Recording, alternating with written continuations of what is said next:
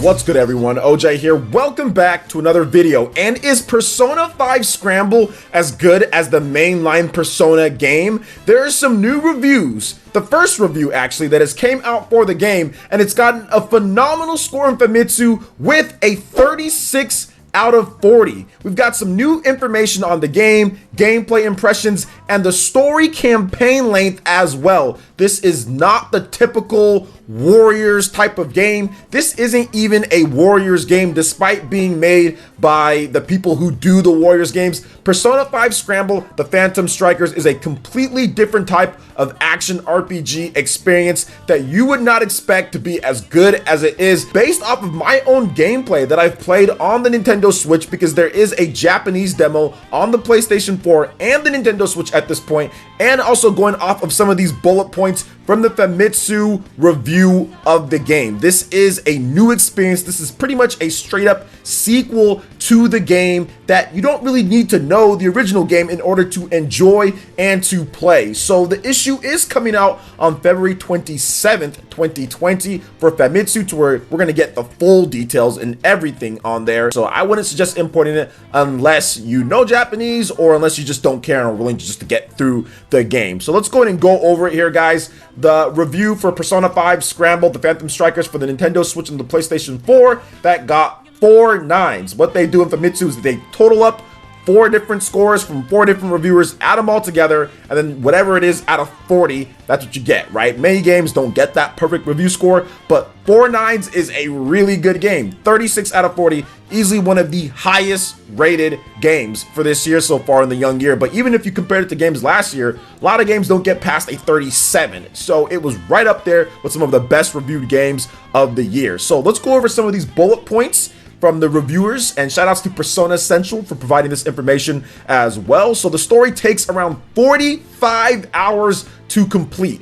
45 hours to complete this game, and that's what I was trying to say. This is more like a action RPG, a typical RPG, than a Warriors games, because a lot of the Warriors themed spin-off games take nowhere near 45 hours to get through the story campaign, because you just dropped into an area, you fight for some time, and then you finish up, right? And this is a completely different structure, pace, and flow. That 45-hour campaign just puts the icing on the cake in terms of this style of game. So I'm very excited to see that this is going to be a lengthy and meaty campaign that people can really sink their teeth into and get a great Persona experience on the PlayStation 4 and the Nintendo Switch that's different from the turn-based RPG games. I think that this game can expand the Persona franchise in a right way. This is doing something that Persona hasn't done before in a typical sense. Most of the Persona games, even the RPG spin-offs, for example, like Persona Q, are turn-based games. This is the first real action game. We did get the Persona 4 like arena fighting game, but this is the first RPG with the action move around element. So I'm very excited to see this 45-hour campaign length story, and that's just the story. I mean, that's just doing stuff, probably just going through. There's obviously probably extra things that you can do, more stuff, difficulties, so there's going to be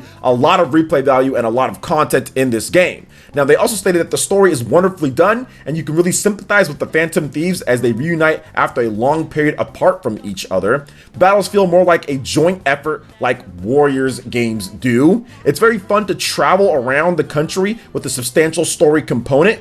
The overall performance is excellent, and the pacing is good enough to prevent players from getting tired of it, which is a big issue with Warriors games sometimes. However, there was some criticism that there were frequent cutscenes interrupting gameplay each time. So there are a lot of cutscenes, which I did note in my gameplay. It's like, yo, these cutscenes are really high quality, and there's a lot of them even in the demo of the game. But the cutscenes are really good, but yes, there is stuff that does break up the gameplay and the flow of it, which I think that if you're playing a Warriors game, I think what maybe some of them were going into expecting, there isn't a lot of cutscenes that break up the gameplay, whereas this is a completely different type of experience than the typical Warriors game. So maybe they're going into it with that type of mindset. But otherwise, yeah, I mean, I can see how that could get annoying if you're trying to play it and there's a cutscene, but Persona games are known for cutscenes and kind of doing that, so kind of falls in line there. Now, this game is a solid sequel that can be played without feeling out of place despite the genre shift. The combat, which uses various elements from Persona 5, is fun at a high level. So now they did also a comparison to other Persona spin-off games and all the different reviews they've gotten with previous ones. So I think it'd be fun to kind of go through this as well and see how this game stacked up with other games. We're going to start from the bottom to move our way to the top. So we have Persona 5 Dancing Star Night for the PlayStation 4 and Vita. That got a 32 out of 40. Persona 3 Dancing Moon Night got a 32 out of 40. Persona 4 Dancing All Night got a 33 out of 40. Persona Q Shadow of the Labyrinth on the 3DS, that got a 35 out of 40. Persona 4 Arena Ultimax, that got a 35 out of 40. Persona Q2 New Cinema Labyrinth, which recently came out on the Nintendo 3DS last year, that got a 35 out of 40. Persona 4 Arena on the PlayStation 3 got a 36 out of 40. Then Persona 5 Scramble, the Phantom Strikers, sits atop with Persona 4 Arena on the PlayStation 3 of getting that 36 out of 40. So easily atop of the Persona spin-off style of games, which is really good because Persona Q2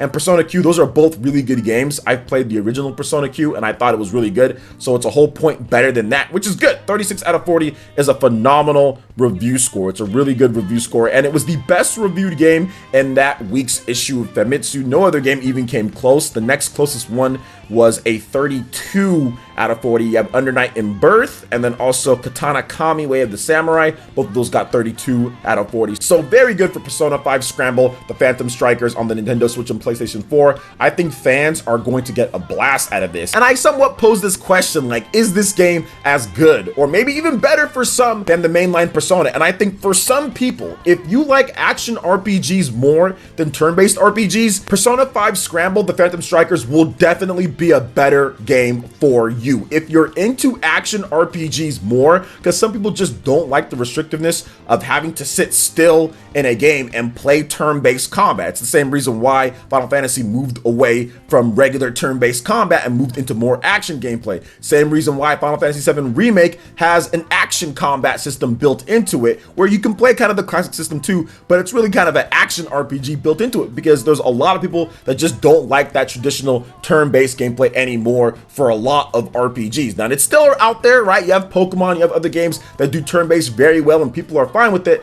but a lot of people in terms of the Western territories definitely aren't really looking into turn-based as much for their games. So having something like Persona 5 Scramble to balance out what you have with Persona 5 is really good, and it also gives Switch owners a taste of what makes these characters memorable, what makes the style of Persona memorable, what makes Persona really good if you haven't played it on the PlayStation 4, because all of the cutscene style, all of the fonts, the text, the personas, everything that's in Persona 5, the gameplay, like they stated here, is in Persona 5 Scramble. It is extremely well done. It is better done than Fire Emblem Warriors, in my opinion. It's better done than Hyrule Warriors, in my opinion. It's better done than any of the other games that you would think this would be based off of. With Omega Force making this, they've done this in a way that's so finely tuned and crafted to the Persona 5 experience. It literally just blows away any of the other games that you thought it would be like. It's not that Warriors game. It is a Persona 5 action RPG. It is a sequel, follow-up